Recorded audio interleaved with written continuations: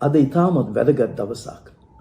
අප උන්වහන්සේගේ මරණයෙන් උත්ථාන වීම සමරන්නා වූ දවසක්. ලංකාවේ කිතුණුවන් පමණක් නොව ලෝකේ පුරාම හැම කිතුණුවෙක්ම අද විශේෂ ආකාරයෙන් දෙවියන් වහන්සේව නමස්කාර කරන දිනයක්. පාවුල්තුමා මෙලෙස කියා සිටියා. උන්වහන්සේ මරණයෙන් උත්ථාන වූවේ නැතිනම් අපේ ඇදහිල්ල නිෂ්ප්‍රයෝජන ඇදහිල්ලක් බවට. ඉන්දින් ක්‍රිස්තුස් වහන්සේ නැගිටවනු නොලැබූ සේක් නම් අපගේ දේශනා කිරීම නිෂ්ඵලය. නුඹලාගේ ඇදහීමත් නිෂ්ඵලය. උන්වහන්සේ උත්ථාන වූයින් පසුව දවස් 40ක් අපොස්තලවරුන් මුණ ගැසුණා බවට බයිබලයේ සඳහන් කරනවා. එපමණක් නෙමෙයි, එතුමා උපස්ථාන කළ බොහෝ දෙනෙක්ට එතුමා එළිදරව් වුණා. නමුත් ප්‍රියදර සහෝදරනි, ක්‍රිස්තුස් ස්වාමීන් වහන්සේ මරණයෙන් උත්ථාන වූ නිසා අපටත් එතුමා හැම දිනකම එළිදරව් වෙනවා. අද මගේ උත්සාහයේ ඇවිල්ලා උන්වහන්සේගේ උත්ථානයත් උන්වහන්සේගේ කාරුණික ප්‍රේමයත් ගැන මෙනෙහි කරන්නයි. මේ මෙනෙහි කිරීමට මම තෝරාගත්තා වූ පරිච්ඡේදය යොහන්තුමාගේ පොතේ 21 වෙනි පරිච්ඡේදයේ 1 ඉඳලා 14 වෙනි වගන්තියයි. අපි මේක කොටස් වශයෙන් වෙන් කරලා අපි ඉගෙන ගන්නට උත්සාහ කරනවා. එම නිසා ඔබගේ බයිබලයේ ඔබ ළඟ තබාගෙන මා මේ කරන විකාශනයට සම්බන්ධ වී ඒ කොටස් ඔබ කියවන්න. ඒ කියවීම තුළින් ඔබගේ ඇදහිල්ල ශක්තිමත් වෙනවා පමණක් නොව දිරිගැන්වීමක් සේවය කරන්නට ඔබට මේ දේශනය තුළින් ලැබේවා කියයි මගේ ප්‍රාර්ථනාව. මේ විකාශනයට කවුද සහභාගී වේද කියලා මා නොදැන සිටින නමුත් ඔබ වෙනුවෙන් මා යාඥා කර තිබෙනවා. මගේ යාඥාව උනේ අද උදෑසන මෙයයි. මේ දේශනය තුළින් උත්ථානෝ දෙවියන් වහන්සේව ඔබ නමස්කාර කරන්නටත් ඒ සමගම ඒ උත්ථානෝ යේසුස් වහන්සේට අවංක සේවයක් කිරීමට අද මඟ පෑදෙයි කියන එකයි මගේ බලාපොරොත්තුව. එහෙනම් අපි යෝහන් තුමාගේ 21 වෙනි පරිච්ඡේදයට දැන් හරවා සිටිමු. ප්‍රථමයෙන් අපි කියවන්නට යන්නේ 3 වෙනි වගන්තියයි. සීමෝන් පේත්‍රස් මසුන් අල්ලන්නට යමි ඔවුන්ට කීවේය. අපිත් නුඹ සමග එමු යයි ඔව්හු ඔවුන්ට කීවෝය. ඔව්හු පිටත්ව ගොස් ඔරුවට නැගුණෝය. නමුත් ඒ රාත්‍රියේ ඔවුන් කිසිවක් ඇල්ලුවේ නැත. අධෛර්යයට පත් වූ පේදුරුතුමා මානසික වද බන්ධනයෙන් කාලය ගත කරන පේදුරුතුමා දැන් ඕකින මම යනවා මගේ සුපුරුදු රැකියාවට. ඔහු යේසුස් වහන්සේව අනුගමනය කළ බලාපොරොත්තු රාශියක් පොදි බැඳගෙන. අපොස්තලවරුනුත් ඔවුන්ගේ බලාපොරොත්තුන් දැන් සුන් වෙලා. ප්‍රියාදර සහෝදරනි, අධෛර්යයට ලක්වුණ අවස්ථාවේදී අප හොයනවා සුපුරුදු දේ කරලා අපේ කැඳවීමෙන් ඈත්වන්න. මිනිසා ඔවුන්ගේ සුපුරුදු රාජකාරිය මසුන් අල්ලන්නට ඔවුන් ගමන් කරනවා. නමුත් ප්‍රියාදර සහෝදරනි, ඒ වගන්තිය සඳහන් වෙනවා ඔවුන් කිසිම මත්සේක් එදා අල්ලා ගත් නැති බවට. හිමිදිරි පාන්දර යේසුස් වහන්සේ මුහුදු වෙරළට එනවා. නමුත් බයිබලයේ අපිට කියනවා ඔවුන් හඳුනාගත්තේවත් නැහැ කියලා. මේ යේසුස් වහන්සේ කියා. මේ කොටස මේ සඳහන් වෙනවා බෝට්ටුවේ තිබුණ යාර 100ක් පමණ ඈතින් කියලා. ඔවුන් කොච්චර අධෛර්ය වෙලාද කිව්වොත් යාර 100ක් ඈත්ව සිටිනා වූ ක්‍රිස්තුස් ස්වාමීන් වහන්සේව ඔවුන් හඳුනාගන්නේවත් නැහැ. ඒ වෙලාවෙත් ක්‍රිස්තුස් ස්වාමීන් වහන්සේ උඩ කතා කරනවා 5 වෙනි වගන්තියේදී. පහන් වන කල්හි යේසුස් වහන්සේ වෙරළෙහි සිටීසේක. එසේ වුවත් ඒ යේසුස් වහන්සේ බව ගෝලයෝ දැන නොගත්තෝය. එවිට යේසුස් වහන්සේ දරුවෙනි, නුඹලා ළඟ කන්ට යමක් ඇද්දැයි ඔවුන්ගෙන් ඇසූසේක. ඔව්හු උන්වහන්සේට උත්තර දෙමින් නැතැයි කීවෝය. ක්‍රිස්තුස් වහන්සේ කිව් දෙයට ආයෙත් සබන් දෙන්න. ක්‍රිස්තුස් වහන්සේ අපොස්තලවරුන්ට කතා කරන්නේ දරුවනි, ප්‍රියාද සහෝදරින් දවස් 3කට ප්‍රථමයෙන් පේදුරුතුමා මා මෙතුමාව නොදන්නේමි කියා ප්‍රකාශ කළ පේදුරුට දැන් කතා කරන්නේ මගේ දරුවා කියලා. අපොස්තලවරුන් කතා කරන්නේ දරුවනි කියලා. අපොස්තලවරුන් මානසික වදයෙන් ජීවත් වෙනවා. අපි යේසුස් වහන්සේව තනි කළා. පේදුරුතුමාගේ මනසේ තිබෙන්නේ මම එතුමාව 3 වතාවක් නාඳුනුවයි කියලා ප්‍රකාශ කළා. ප්‍රියාද සහෝදරනි මම බලාපොරොත්තු වෙන්නේ කිතු ස්වාමින් වහන්සේ ඇවිල්ලා ඔහුට බැනවදී දොස් තබයි නුඹලා මාව ප්‍රතික්ෂේප කළා නේද? මාව තනි කළා නේද? ප්‍රියාද සහෝදරනි ක්‍රිස්තුස් ස්වාමින් වහන්සේගේ හදවත සම්පූර්ණයෙන්ම වෙනස් හදවතක්. සමහර විට අපි දෙවියන් වහන්සේ දිහා බලන්නේ මිනිස් තලයේ අපේ තිබුණා වූ අත්දැකීම් තුලිනුයි. එම නිසා ප්‍රතික්ෂේප වෙච්ච අය, තුවාල වූ අය හැම විටම දකින්නේ ක්‍රිස්තුස් ස්වාමින් වහන්සේ අපට දඩුවම් කරයි අප කළ වරදට. ක්‍රිස්තුස් ස්වාමින් වහන්සේ දුක් වෙනවා අපි එතුමාට පිටුපාන කල. නමුත් එතුමා කවදාවත් අපිව අත්හරින්නෙත් නැහැ, තනි කරන්නෙත් නැහැ. ප්‍රියාද සහෝදරනි පාවුල්තුමා මේ පිළිබඳව අපට තවත් අනර්ග විස්තරයක් කරනවා රෝම 8:35 ඉඳලා 39 දක්වා. මේ පරිච්ඡේදයේ අපිට කියනවා කිසියම් දෙයකින් අපිව යේසුස් වහන්සේගේ ආදරයෙන් ප්‍රේමයෙන් වෙන් කරන්නට නොහැකි කියා. ක්‍රිස්තුස් වහන්සේගේ ප්‍රේමයෙන් අප වෙන් කරන්නේ කවුද? විපතවත්, සිත් වේදනාවත්, පීඩාවවත්, දුර්භීක්ෂයවත්, නිර්වස්ත්‍රකමවත්, උපද්‍රවවත්, කඩුවවත් අප වෙන් කරන්නේද?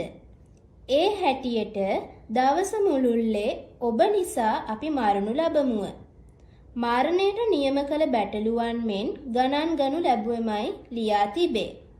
නමුත් අපට ප්‍රේම කළා වූ තැනන් වහන්සේ කරන කොටගෙන අපි මේ සියල්ලේදී අතිශයින්ම ජය ගන්නෝ වමුව. මක් නිසාද? මරණයටවත්, ජීවනයටවත්, දූතයන්ටවත්, අධිපතිකම් වලටවත්, දැන් පවතින දේවලටවත්, මතු පැමිණෙන දේවලටවත්, පරාක්‍රම වලටවත්, උසටවත්, ගැඹුරටවත්, අන් කිසි මැවිල්ලකටවත් අපගේ ස්වාමියු යේසුස් ක්‍රිස්තුස් වහන්සේ තුල ඇත්තා වූ දෙවියන් වහන්සේගේ ප්‍රේමයෙන් අප වෙන් කරන්නට නොහැකි වන්නේ යයි ඒකාන්තයෙන්ම දනිමි. මේ ඊ타ත්ම වැදගත් කොටසක් බයිබලේ. අපව ක්‍රිස්තුස් වහන්සේගේ ප්‍රේමයෙන් ඈත් කරන්නට බෑ. බල පරාක්‍රමයන්ට බෑ. ජීවිත ප්‍රශ්න වලට බෑ. උන්වහන්සේ අපට සදාකාලික ප්‍රේමයකින් ප්‍රේම කරන්න පොරොන්දු වී තිබෙනවා. සමහර විට ඔබ මේ දේශනාවට සවන් දෙන මේ අවස්ථාවේ අධෛර්යයට ලක් වෙලා සමහර විට සේවයේ පමණ සාර්ථකත්වයක් දැකලා නැහැ. එසේ නැත්නම් ඔබගේම දුබලකමක් ගැන ඔබ කල්පනා කරමින් ජීවත් වෙන අවස්ථාවක් වන්න පුළුවන්. දුබලකමක් ඇත්නම් අපි යේසුස් වහන්සේට කියලා අපි සමාව ලබා ගමු. නමුත් අපි නිතරම විශ්වාස කළ යුතු දේ මෙයයි. දෙවියන් වහන්සේගෙන් අපිව ඈත් කරන්නට හැකියාවක් නැත. දැන් 21 වෙනි පරිච්ඡේදයේ 7 ඉඳලා 8 දක්වා යේසුස් වහන්සේ මොහුනට ඇසූ ප්‍රශ්නෙට උන් දුන්න පිළිතුර මෙයයි ස්වාමිනී අපි රාත්‍රියේම මසුන් අල්ලන්න උත්සාහ කළා. නමුත් මසුන් ලැබුණේ නැහැ. දැන් යේසුස් වහන්සේ ඔවුන්ට කියනවා 21 6 ඉඳලා 7 දක්වා ආයිත් සැරයක් දැල් දාන්න කියලා මෙදවතාවේ බෝට්ටුවේ දකුණු පැත්තට. ඔරුවේ දකුණු පැත්තෙන් දැල දමන්න. එවිට සම්භවේයයි උන්වහන්සේ ඔවුන්ට කීසේක. එසේ දැමූ කල මසුන් රාශිය නිසා දැල ඇදගන්ට ඔවුන්ට බැරි විය. මුළු රාත්‍රියක් වේස වෙච්ච අපොස්තලවරුන්ට යේසුස් වහන්සේ දැන් කියන්නේ ආයිත් දැල් දාන්න. සමහර විට ප්‍රිය සහෝදරනි පේදුරුතුමාට හිතෙන්නට ඇති මම පළපුරුදු මසුන් මරන්නෙක්. මේ කවුද මට මේ දී කියන්න? නමුත් අපිට පේනවා පේදුරුතුමාගේ නියතමානීකමත් ඒ සමගම බිඳුණු තත්වයක පවතින්නේ. තාම හඳුනන්නේ නැහැ මේ යේසුස් වහන්සේ කියලා. කවුද පුද්ගලයෙක් මේ කතා කරන්නේ තවමත්? ඔව් දැල දානවා. දැල දැම්මයින් පස්සේ විශාල මසුන් රහසියක්. ඔව් පුදුමයටපත් වෙනවා. ප්‍රියද සහෝදරනේ, මේ ඊ타ත්ම අර්ථවත් ප්‍රතිහාරයක්. අපි ලූක්තුමාගේ සුභාරංචියට ගියාම 5 වෙනි පරිච්ඡේදයේ 4 ඉඳලා 11 දක්වා පේදුරුතුමාවයි අපොස්තලවරුන්වයි සේවයට කැඳවුණු ලැබුවේ මෙලෙසමයි. අතීතයේ එක් දවසක් ඔවුන් මෙලෙස මසුන් අල්ලන්න ගිහිල්ලා තිබුණා. කිසිම මත්ස්‍යයක් ඔවුන්ට ලැබුණේ නැහැ. එදාත් ක්‍රිස්තුස් ස්වාමීන් වහන්සේ ඔවුන්ට කියා සිටියා ආයි දැල් දාන්න කියලා. පේදුරුතුමා ඒ කොටසේ කියනවා ස්වාමීනි ඔබ වහන්සේ කියන නිසා මං කරන්න. එදාත් විශාල මසුන් රාශියක් ඔවුන්ට ලැබුණා. අන්න එදා තමයි පේදුරුතුමා දනින් වැටි කියා සිටියේ මම අවාසනාවන්ත පුද්ගලෙක් ස්වාමීනි, මම පව්කරුවෙක්. අන්න එදා තමයි යේසුස් වහන්සේට කිව්වේ බිය නොවන්න. මින් ඉදිරියට නුඹ මසුන් අල්ලන්නෙක් නෙමේ. නමුත් මිනිස්යන් මා වෙතට ගෙනෙන පුද්ගලයෙක් බවට පත් වෙනවා. අධෛර්යයට පත් වෙලා සිටින පේදුරුතුමා සුපුරුදු රැකියාවට ගොස් ආයිත් සුපුරුදු ජීවිතයට යන්න උත්සාහ කරන පේදුරුතුමාට උන්වහන්සේ කැඳවූ ආකාරයෙන්ම මතක් කරලා ඔබ සේවයට යලි කැඳවන ආකාරය මෙයයි. සමහර විට ඔබත් සේවයේ අධෛර්ය වෙලා අන්තර් පුද්ගලික ගැටුම් නිසා, සභාවල් වල තිබෙන ප්‍රශ්න නිසා, ආර්ථික අමාරුකම් නිසා, පෞද්ගලික දුබලකම් නිසා සේවයේ අධෛර්යව සිටින කෙනෙක් වන්න පුළුවන්. නමුත් මේ උත්ථාන වූ දවසේදී යේසුස් වහන්සේ යලි එදා අපොස්තලුන්ට කතා කළාත් මෙන්ම ඔබටත් කතා කරලා කැඳවන්නේ අත්හරින්න එපා, ඈත්වන්න එපා. මම මරණයෙන් උත්ථාන වූ යේසුස් මම ඔබ තනි කරන්නේ, අතරමං කරන්නේ නැහැ. කැඳවූ දෙයට විශ්වාසවන්තව සිටින්නයි. අන්න මේ අවස්ථාවේදී ඒ කියන්නේ 21:7 ඉඳලා 8 දක්වා යෝහන් තුමා කියනවා ඒ පේත්‍රස් ඒ අපේ ස්වාමීන් වහන්සේ. ඒ සවන් දුන් විගසම පේදුරුතුමා ක්‍රියා කළ ආකාරය 7 සහ 8 වෙනි වගන්ති වල සඳහන් වෙනවා. එබැවින් යේසුස් වහන්සේ ප්‍රේම කර ගෝලයා පේත්‍රස්ට කතා කොට ඒ ස්වාමින් වහන්සේයයි කීවේය. එවිට සීමෝන් පේත්‍රස් ඒ ස්වාමින් වහන්සේ බව අසා වස්ත්‍රයක් ඉන්නේ බැඳගෙන මුහුදට පැන්නේය. එහෙත් අනික් ගෝලයෝ මසුන්ගෙන් පිරුණු දැල ඇදගෙන කුඩා ඔරුවෙන් ආවෝය. මක් නිසාද ඔවුහු වෙරළට නුදුරුව රියන් 200ක් පමණ ඈත සිටියෝය. පේදුරුතුමා ඉක්මනට යේසුස් වහන්සේ වෙතට එනවා. ඉතුරු ගෝලයන් ටික බෝට්ටුවයි මාළුවේ ඇදගෙන එනවා. නමුත් ප්‍රියදර සහෝදරනි, මුහුදු වෙරළට එන විට ඔවුන් දකින දෙය ඔවුන් පුදුමයටපත් වෙනවා. ඔවුන් විතරක් නෙමේ, ඔබයි මමත් පුදුමයටපත් විය යුතුයි. 9 වෙනි වගන්තියේ අපට කියනවා උන්වහන්සේ ඔවුන්ට උදේ කෑම පිළියෙල කර බලාගෙන සිටින්නේ. මේ ප්‍රතික්ෂේප කරපු අය, මේ මාව නාඳුන්නෝ කිව්වේ පේදුරු. අපොස්තලවරුන් පණ කඩාගෙන ගිය අය. දරුවනේ කියලා කතා කරනවා. දැන් උදෑසන ආහාරය පිළියෙල කරලා පියෙක් තම දරුවන් ගෙදරට එනතෙක් බලා ඉන්නවා. මෙන් තමයි යේසුස් ස්වාමින් වහන්සේ බලා සිටින්නේ. ඒ සමගම ප්‍රියද සහෝදරනි, ක්‍රිස්තුයන් වහන්සේ තවත් වැදගත් දෙයක් කරනවා. ඔවුන්ගෙනත් ඉල්ලනවා නුඹලා ගෙන ආපු මාළු ස්වල්පයකොත් දෙන්න කියලා. ඔවුන්ට ආරාධනය කරනවා විතරක් නෙමෙයි, ඒ උදෑසන ආහාරයට අපොස්තලවරුන්ව කොටස්කරුවන් කරගත් ආකාරය දැන් අපි සවන් දෙමු. මෙසේ ගොඩ බැස්ස විට ඔවුහු එහි ගිනි අඟුරුද ඒ පිට මාළු තිබෙන බවද රොටී දුටුවෝය. නුඹලා දැන් ඇල්ලූ මසුන් ගෙනෙන්නැයි යේසුස් වහන්සේ ඔවුන්ට කීසේක. එබැවින් සීමෝන් පේත්‍රස් ඔරුවට නැගී ලොකු මසුන් 153 දෙනෙකුගෙන් පිරුණු දැල ගොඩට ඇද්දේය. එපමණ තිබුණු නමුත් දැල ඉරුණේ නැත. යේසුස් වහන්සේ කතා කොට ඇවිත් කන්නේයි ඔවුන්ට කීසේක. ඒ ස්වාමින් වහන්සේ බව දැන ඔබ කවුදැයි උන්වහන්සේගෙන් නසන්ට ගෝලයන්ගෙන් කිසිවෙකුට ධෛර්ය නොතිබුණේය. යේසුස් වහන්සේ ඇවිත් රොටි අරන් ඔවුන්ට දුන්සේක. එසේම මාළුත් දුන්සේක. මේ වනාහි යේසුස් වහන්සේ මලවුන්ගෙන් නැගිටි පසු ගෝලයන්ට ප්‍රකාශ වූ තුන්වෙනි වතාවය.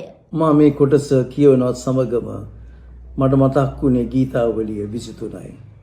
ස්වාමින් වහන්සේ මාගේ යහපත් ඉන්දිරාය. මට හිඟයක් වන්නේ නැත.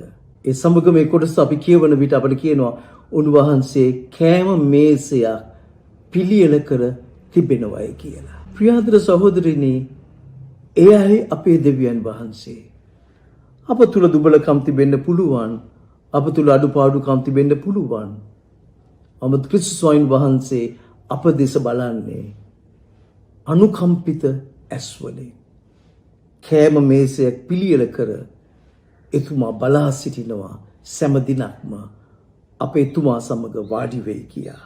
මේ හැම දෙයක්ම වෙනකොට ගෝලයන්ට තාම ආත්ම ශක්තියක් හෝ ධෛර්යයක්වත් නැහැ ඔබ කවුදවත් කියලා අහන්නට. ඔවුන් දන්නවා මේ මරණයෙන් මේ යේසුස් වහන්සේ කියලා. නමුත් ඔවුන්ට පසුබිමක් තිබුණේ නැහැ මරණයෙන් උත්ථානය ගැන. එම නිසා මේ හැම දෙයක් වෙන අවස්ථාවේදී කුතුහලයක් ඔවුන්ගේ හදවත් තුල තිබෙන්නට ඇතැයි කියා මම සිතනවා. දැන් කෑම වේල නිම විය. උන්වහන්සේ පේදුරුතුමාට අවධානය යොමු කරනවා. ප්‍රථමයෙන් අපි මේ කොටස කියවන්නට යනවා යෝහන්තුමාගේ සුභාරංචිය 21 15 ඉඳලා 19. ඊට පසුව ඒ ගැඹුරෙන් විග්‍රහ කිරීමට මා බලාපොරොත්තු වෙනවා. මෙසේ ඔවුන් කෑපසු යේසුස් වහන්සේ සීමෝන් පේත්‍රස්ට කතා කොට යොහන්ගේ පුත්‍ර වූ සීමෝන්, මොවුන්ට වඩා නුඹ මට ප්‍රේම කරනවාදැයි ඇසූසේක. ඔහු එසේය ස්වාමීනි, මා ඔබට ආදරේ ඇති බව ඔබ දන්නාසේකයි උන්වහන්සේට කීවේය. උන්වහන්සේ මාගේ බැටළු පැටවුන් පෝෂණය කරන්නයි ඔහුට කීසේක.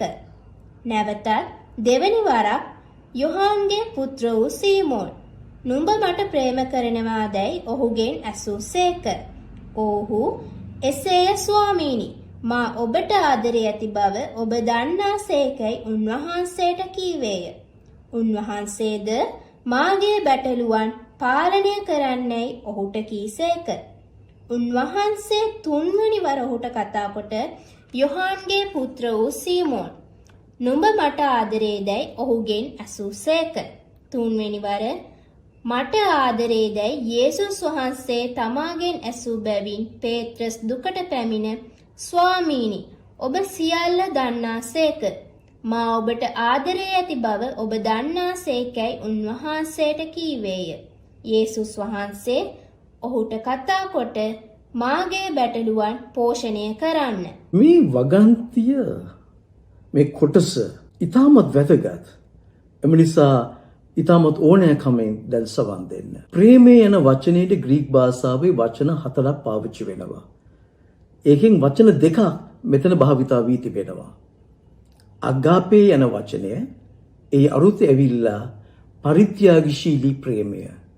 දෙවියන් වහන්සේ අපට ප්‍රේම කළේ අගාපේ ප්‍රේමයකින්. අපෙන් බලාපොරොත්තු වෙන්නේ එතුමා අගාපේ ප්‍රේමයක්. දෙවනි ග්‍රීක් වචනේ පාවිච්චි වෙලා තිබෙන්නේ ෆිලියා කියන වචනය. ෆිලියා කියන වචනේ තේරුම ඇවිල්ලා සාමාන්‍ය ප්‍රේමයක්. මිතුරන් අතර තිබෙන ප්‍රේමයක්. දැන් ප්‍රියදර සහෝදරි, යේසුස් වහන්සේ මෙලෙසයි ප්‍රශ්න කරන්නේ. පේත්‍රස් නුඹ මට අගාපේ කරන්නේද? පේදුරුතුමා පිළිතුරු දෙනවා, ස්වාමීනි, මම ඔබ වහන්සේට ෆිලියා ප්‍රේම කරන්නේය. දෙවනි වතාවක් ස්වාමීන් වහන්සේ ආනවා, පේත්‍රස් නුඹ මට අගාපේ ප්‍රේමයෙන් ප්‍රේම කරන්නේද? පේදුරු පිළිතුරු දෙනවා, ස්වාමීනි, මම ඔබ වහන්සේට ෆිලියා ප්‍රේමයෙන් ප්‍රේම කරන්නේය. තුන්වෙනි වතාව උන්වහන්සේ අහන්නේ මෙලෙසයි. නුඹ මට ෆිලියා ප්‍රේමයෙන් ප්‍රේම කරන්නේද? එවිට ඔහු දුක් වෙලා කියනවා, ස්වාමිනී ඔබ වහන්සේ දන්නවා මම නුඹට ෆිලියා ප්‍රේමයෙන් සාමාන්‍ය මිනිසෙක් වශයෙන්. පේදුරුට ආත්ම ශක්තියක් තිබුණේ නැහැ. යේසුස් වහන්සේට කියන්න මම ඔබට අගාපී ප්‍රේමයකින් ප්‍රේම කරනවා කියලා. ඔබට මතක් වෙන්නට ඇති ඔලිව කන්දේ ඔහු කිව්ව දේ කවුරු අත්හැරලා දාලා ගියත් මම ඔබ වහන්සේව අත්හැරලා දාලා යන්නේ නැහැ ස්වාමිනී. ඔබට මතක් වෙනවා ඇති එදා ඔහු අගාපේ ප්‍රේමය ගැන කතා කළා. නමුත් ඔහු අපෝසත් වුණා. ප්‍රියද සහෝදරනේ, ක්‍රිස්තුස් ස්වාමීන් වහන්සේ කරන්නේ මෙයයි. තුන් වතාවක් උන්වහන්සේව අඳුනන්නේ නැහැ කියලා ප්‍රකාශ කළ පේදුරුතුමාගෙන් තුන් වතාවක් ඇදහිල්ල සහ එතුමාට ප්‍රේම කරන බවට අඩු වශයෙන් ෆිලියා ප්‍රේමයකින්වත් ප්‍රේම කරන බවට පාපුචාරණයක් ලැබමින් පේදුරුතුමාව යලිපත් කරනවා සභාවේ නායකත්වයේ දරන්න. ඔබ මේ දවස්වල අධෛර්යයට ලක් වෙලා සිටි කෙනෙක් වන්න පුළුවන්. උන්වහන්සේට ආරම්භයේදී හොඳ උනන්දුවකින් සේවය කරන්න පටන් ගත්තා. නමුත් ඔබ දන්න ඔබගේ හදවත තුල ඒ උනන්දුව, ඒ කැපවීම ක්‍රමක්‍රමයෙන් හීන වෙලා තිබෙන ආකාරය. සමහරවිට ඔබට මතක ඇති ආරම්භක දවස්වල ඔබ නිහඬ කාලේ කළ ආකාරය, යාඥා කළ ආකාරය, පරිත්‍යාගශීලීව මුදල් පාවිච්චි කළ ආකාරය, මිනිස්යන්ට උදව් කළ ආකාරය, සේවය කළ ආකාරය. සමහර විට යම් කරදර අමාරුකම් නිසා, සේවයේ දුෂ්කරතාවයන් නිසා අධෛර්යයට ලක් වෙලා සිටින කෙනෙක් වන්නට පුළුවන් ඔබ. නමුත් ප්‍රියාද්‍ර සහෝදරිනේ, දෙවියන් වහන්සේ එදා පේදුරුතුමාව කැඳෙව්වත් මෙන්ම යලි ඔබවත් කැඳවනවා. උන්වහන්සේගේ ප්‍රේමයෙන් අපිව වෙන් කරන්නට බෑ. උන්වහන්සේ අපට ප්‍රේම කර තිබෙනවා දයා අනුකම්පිත ප්‍රේමයකින්. ඒ ප්‍රේමේ සැබෑව අපි දකිනවා කුරුසේ මත. අද මේ දේශනෙට සවන් දෙනවත් සමගම මෙන්න මගේ හදවත තුල තිබෙන බලාපොරොත්තුව ඔබ සෑම දෙනා සම්බන්ධයෙන්ම. ඔබ දනින් වැටි යේසුස් වහන්සේට යලි ජීවිතේ කැප කරයි කියලා. ඔබ දනින් වැටි යේසුස් වහන්සේට යාඥා කරමින් මෙලෙස කියයි කියලා. අනේ යේසුනි මට අලුත් ආරම්භයක් දෙන්න. අනේ යේසුනි ඔබ වහන්සේ මට එළිදරව් වෙන්න. අනේ යේසුනි ඔබ වහන්සේට පරිත්‍යාගශීලීව ජීවිතේ ඇතිතෙක් ඔබට ප්‍රේම කරන්නටත්, ඔබ ළඟ වාඩි වෙලා සිටින්නටත්, ඔබ පිළියෙල කර තිබෙන මේසයට හැමදාම පැමිණෙන්නටත්, ඔබ නමස්කාර කරන්නටත්, ඔබ වෙනින් සේවය කරන්නටත් මට ධෛර්යය දෙන්න කියන යාඥාව ඔබ මා සමග කරයි කියා. මේ දවස් හරි දුෂ්කරයි. දුෂ්කරයි විතරක් නෙමේ, හරි දුක්බර දවස්. ලෝකේ පුරාම මිනිසයන් ලක්ෂ 15ක් පමණ මේ වෛරසයෙන් දුක් විඳිනවා. මරණ සංඛ්‍යාව ඉතාමත්ම වැඩි. බොහෝ මිනිසයන් ජීවත් වන්නේ බියෙන්. නමුත් ප්‍රියදර සහෝදරනි, උන්වහන්සේ මරණයෙන් උත්ථාන වූවා. උන්වහන්සේ මරණයෙන් ජයගත්තා.